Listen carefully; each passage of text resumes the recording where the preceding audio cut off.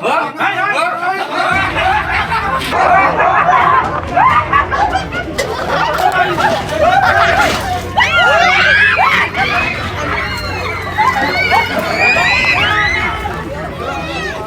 paaralan sa Nueva Ecija ang aming binisita dahil sa isang malaking hunos ng kobra na nakita sa may pintuan ng isang classroom.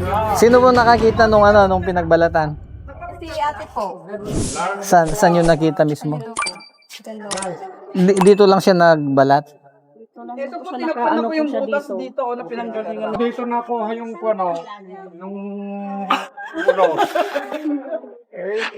Yung malaking hunos dyan nakita. dito sa Ibig sabihin gumagala-gala lang dito yung cobra, ano? Iikutan muna natin ang paligid ng eskwelahan. Kung walang lungga ng kobra tayong makita, malamang na sa mismong gusali ng paaralan ito nagpupugad. Saging poryo, mo ka puno.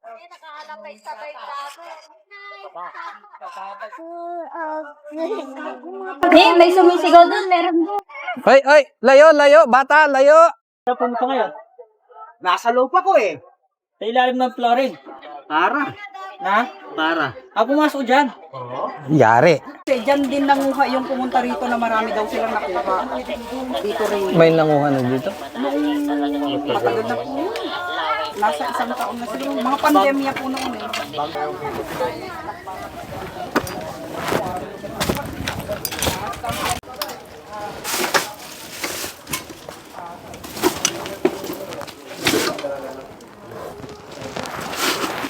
Bakit kasi sila?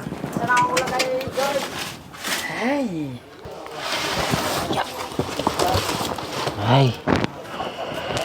Ito kasi yung ugali nating mga Pilipino, mga lumang gamit, kalimitan, hindi na nga ginagamit. Malamang sira na yung iba. Itinatambak na ganyan, kaya tuloy binabahayan lang cobra.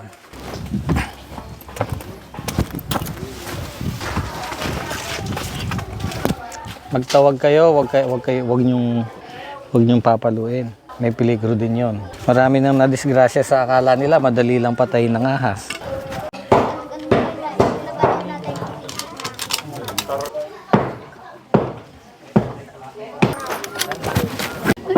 Wala siguro. Sabayan nyo, shout out! Nakapaligid sa buong kwarto yung mga nanonood. Lahat sumusundot sa lungga.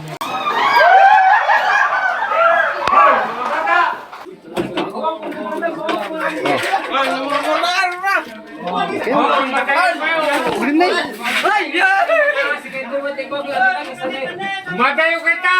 Ha? Hoy! Nasa loob nito! Hoy! Nasa loob nito! Kamalidat eh! Ayan o. Pumasok sa loob ng ano.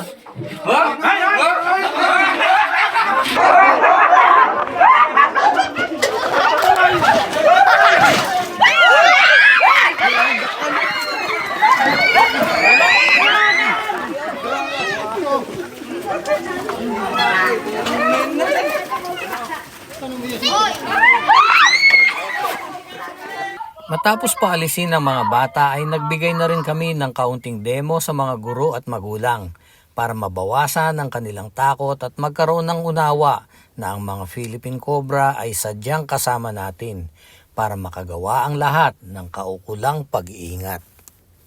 Isa sa gusto kong ipakita sa inyo ngayon, yung talagang totoong characteristics ng cobra. Pagkilala nyo sa cobra, paano?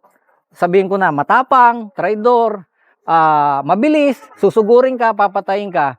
Yun ang unang ipapakita ko sa inyo na mali.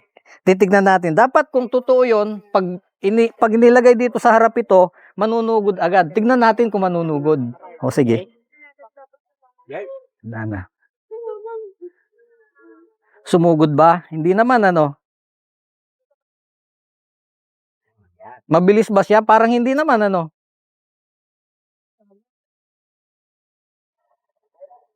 Nangangagat po ito sigurado. Pag pinrovoke. Sa wild, kakagatin po kayo nito kung aksidente nyo siyang maapakan. Pero hindi po mangyayari kahit kailan nagagapangin kayo nito patalikod at sasagpangin kayo. Madalas sinasabi sa akin, ang dami na ilan na nga yung na-publicize sa TV na natutulog, kinagat. Kahit anong movement po, naligaw po yung ahas doon sa loob, nakapasok sa higaan ng natutulog. Kahit anong movement po ng living object, kaaway po sa kanya yun eh. Threat po kahit anong movement. Kaya kahit po tulog siya at gumalaw, talagang kakagatin po siya kasi hindi naman po niya alam. Ngayon gagalitin natin. Formal lang siya, di ba? Nananakot lang siya. Hindi siya susugod talaga. Nasaan dyan ngayon yung sinasabing traidor ang ahas? Di ba? Sana nung tumalikod ako, sinagpang na ako. Ganyan lang po yan. Hindi po totoo na nanunugod yan. Tapos, ang kamandag po niya, neurotoxin po. Ang ibig sabihin, inaatake po niya yung central nervous system. Pagka po nakagat ng ahas, pagka 10 to 15 minutes po, karaniwan, bibigat na yung mata ng pasyente, titigas yung panga niya, mahihirapan po siya lumunok, hindi siya makakapagsalita. Unti-unti mahihirapan po siyang huminga, mawawalan ng balanse. Karaniwan po, in 30 minutes, babagsak po ang pasyente. Pinaka-safety po na gawin dito, lalo na school, kahit po sa mga private na mga bahay, huwag po ninyong ito-tolerate na may nakikita po kayong mga lungga ng daga. Yun po yung sinusundan nila. Kahit po yung mga guwang sa ilalim ng flooring, takpan po ninyo. Mas malaki po yung gagastusin nyo pagka may nangyari ng aksidente kaysa po dun sa bibili tayo ng konting simento para takpan yung mga dapat takpan. Gusto po nila yung mga ilalim ng flooring. Basta ito po lugar nyo, natural habitat po ito ng mga ulupong, kaya hindi po natin maiiwasan na mangyayari po na merong mga ganitong maliligaw sa inyo. Kaya po kayo, hindi nyo nakikita yung talagang ugali niya. Antimano makita nyo, panghampas agad eh. O kagaya niya, pumoporma siya, isang pukpuk lang, patay po yan.